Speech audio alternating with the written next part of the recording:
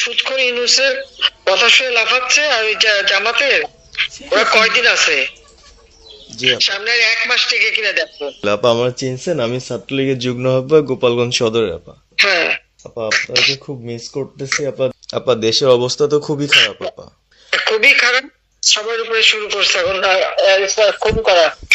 আপা আর ওই যে আজকে গতকালকে রাতে তো আপনার পার্টি অফিস থেকে 6 জনকে গ্রেপ্তার করছে, মানে গোপালগঞ্জের পার্টি অফিস থেকে আপা। আপনি নিউজ জানেন কিনা আপা? আমরা তো বাড়িতে ঘুমাইতে পারতেছি না আপা। এটা প্রশাসন খুব মানে খারাপ করতেছে, যৌথ বাহিনী অভিযান করতেছে আপা, এই অবস্থা। হ্যাঁ, ওখানে তো একজন শিবির আর একজন হলো ছাত্র দল, তাদেরকে বসাইছে এখন গোপালগঞ্জে। জি আপা, এটা আসলে গোপালগঞ্জের এখন আপা আমার আমার আসলে আপনার সাথে অনেকদিন ধরে কথা বলার ইচ্ছা ছিল, বাট আপনি ধরছেন, অনেক ধন্যবাদ আপা। আর আমাদের গোপালগঞ্জে একটা দিক নির্দেশনা দিবে এরকমের একজনকে একটু সেট করলে আমাদের জন্য ভালো হয়।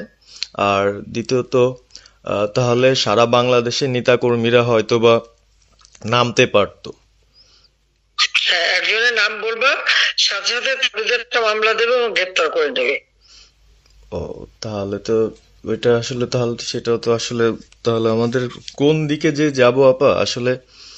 না, নিজেদেরই করতে হবে, যে যেখানে যার অবস্থান থেকে কাজ করতে হবে। আপা আমার ইউনিয়ন হলো বুড়াশি ইউনিয়ন। এই যে আপনি যে নৌকায় করে চলতেন, মানে যে রাস্তা দিয়ে যেতেন। হ্যাঁ, আমি চিনি। জি আপা। তো যার যার এলাকা নিয়ে সে কাজ করতে হবে, আর সবাইকে সাবধান করতে হবে। আর ওই গোপালগঞ্জ যা বলছে, গোপালগঞ্জ যখন হাত দিচ্ছে, তো গোপালগঞ্জে যে হাত দেয় তার কিন্তু হাত পড়ে।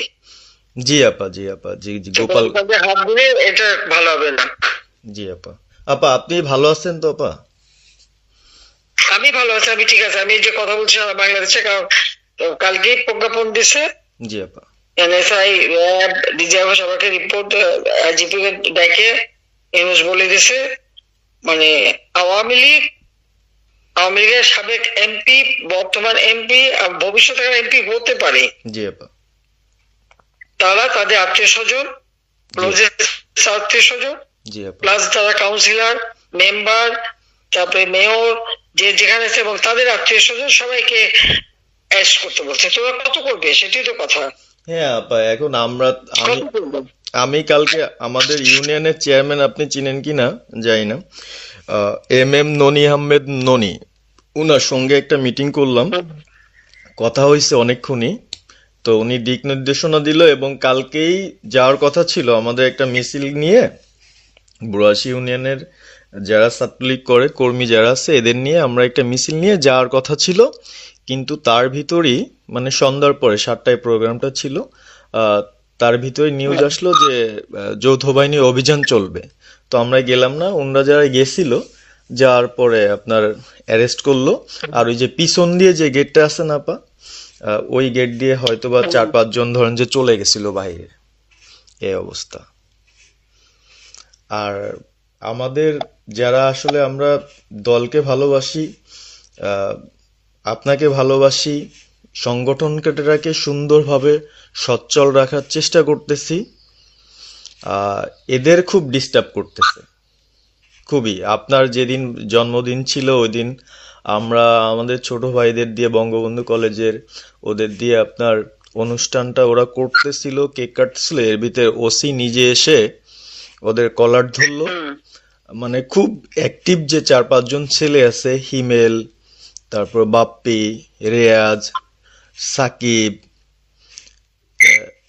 তারপরে সাব্বির, এরা বঙ্গবন্ধু কলেজের আসলে আমি ব্যক্তিগতভাবে যতটুক না করতে পারতেছি ওরা ততটুক করতেছে। এবং আমরা একটা মশাল মিছিলও করলাম সেদিনও আপনার। আর্মি আমাদের পরবর্তীতে ওদের বাসায় যে ঝামেলা করলো, আমি একদম সামনে ছিলাম, আমি আপনার ওই ছবিটা পাঠাইছি, আপনি দেখছেন হয়তোবা। আর প্রত্যেকটা মিছিল মিটিং ইনশাল্লাহ আপা থাকি, কিন্তু এলাকার এমন একটা পরিস্থিতি সৃষ্টি হচ্ছে, সেটা হলো আপনার 75 পরবর্তীতে যেভাবে মানুষজন ভয় পাচ্ছিল, সেই জিনিসটা আপা সবাই করতে চাচ্ছে, মানে জোর করে আসো আমাদের দলে যোগ দাও। মানে দোকানে বসলে, চার দোকানে বসলে অনেক কিছু শোনা যায়, অনেক কিছু বোঝা যায়, কিন্তু এখন আমাদের দরকার সারা বাংলাদেশে, মানে আমার ক্ষুদ্র জ্ঞান থেকে বলতেছি, সারা বাংলাদেশে যে একটা সংগঠনটা চালাবে, আপনি সভাপতি থাকবেন এবং ভারপ্রাপ্ত যদি কাউকে কোনো দেওয়া যায় যাকে ভালো মনে করেন, তাহলে আমাদের সারা 64 জেলা। জি আপা, দাঁড়াও, এত পাকা কথা এখন বলার সময় না। সরি আপা। এখন যার নাম দেব তাকে সবার আগে অ্যারেস্ট করবে, জি আর তার নামে সবার আগে মামলা দেবে। জি আপা। আপা আমাদের মাঝে মাঝে ওই যে প্রেস, মানে কালকে যে প্রেসটা দিচ্ছেন এটা আমি সুন্দর পড়ছি, অনেক ভালো লাগছে এবং আমি আমার ফেসবুকে ছাড়ছি। হ্যাঁ, ওটা আমি নিজে দেখে দিছি, আমি কারেকশন করে দিছি এবং আমাদের ফেসবুক ওটা দেওয়া হচ্ছে, ওইভাবেই যাবে। আর আমাদের আমরা কয়েকজন নেতা ঠিক করে দিছি, তারা বিভিন্ন ইস্যুতে একটা করে স্টেটমেন্ট দেবে। জি আপা। আমার অনেক, তুমি নাম দিতে বলো, হ্যাঁ শেখ সেলিমের নাম দিয়ে দাও, সে চালাক। না উনি কিভাবে, উনি তো মানে আমাদের কে চালাবে? আমাদের কে চালাবে? আপনি যারে বলবেন। আমি যারে বললে তো হবে না, তোমাদের এই যে বাস্তবতা বুঝতে চাও না কেন? জি আপা। এখনই যার নাম দেবা তখনই সে অ্যারেস্ট হবে।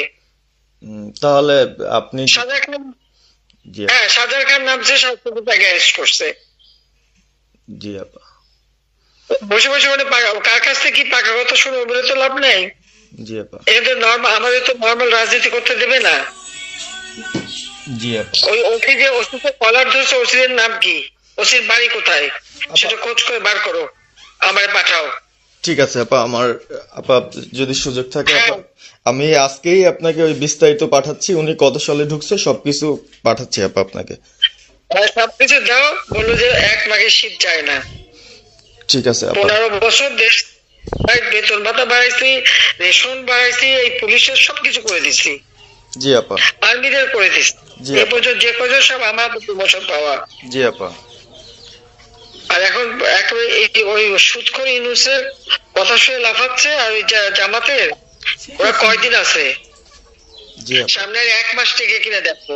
জি আপা। জি আপা, দোয়া করেন আপা। আর আমি আপনাকে 1 মাস থেকে কিনা দেখো, তখনই আপনারা যারা বেশি বাড়াবাড়ি করেন কোথায় যাবেন সেটা বুঝে নিয়েন। জি আর এই তালিকা সব করে রাখো। আপা। আর যারা এই যে ঘর বাড়ি ভাঙা পোড়ানো, তাদেরকেও হিসাবটা নাম রাখো, এবার যেন ভুল না হয়, পরে এর চাচা, ওর মামা, ওর শ্বশুর, ওর শাশুড়ি, এইগুলি যেন না হয়। আপা। এবার গুইনে গুইনে গুইনে গুইনে হিসাব নেওয়া হবে। জি আপা। জি আপা। আমি গত 2001 কিচ্ছু বলিনি, আমি 2009 সরকার এসেও আমি ওসব কাউকে কিছু বলিনি, আমি দেশের উন্নয়ন করছি।